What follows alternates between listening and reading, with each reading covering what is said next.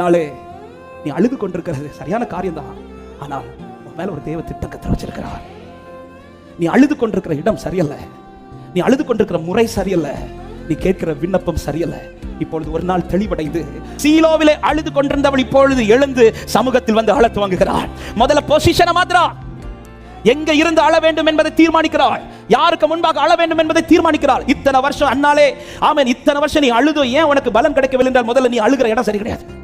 நீ இருந்து அழுகிற இடத்தை முதல்ல மாற்றுவோம், பொசிஷனை மாத்து. இந்த காரியத்திற்காக நீ அழ வேண்டிய ஒரே ஒரு இடம் உண்டு என்றால் அது தேவ சமூகத்தில் மட்டும்தான். இந்த சமூகத்தை விட்டு வேற எங்கே போய் அழுகிறாத. நான் அழுகிற இடம் சரியானதா இருக்கணும்.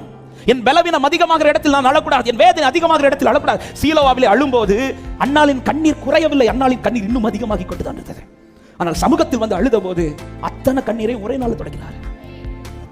அன்பு உள்ளம், இந்த வார்த்தையை சொல்லும்போது தைரியத்தோட சொல்லுகிறேன், பலருக்கு முன்பாய் அழுகையை கட்டுப்படுத்தி அப்பா சமூகத்தில் மொத்த கண்ணீரை ஊட்டி கொண்டிருக்கிற உள்ளத்திற்கு என் ஆண்டவர் சீக்கிரத்தில் பலன் செய்வார். உன் முகம் இனி துக்கமுகமா இருப்பதில்லை.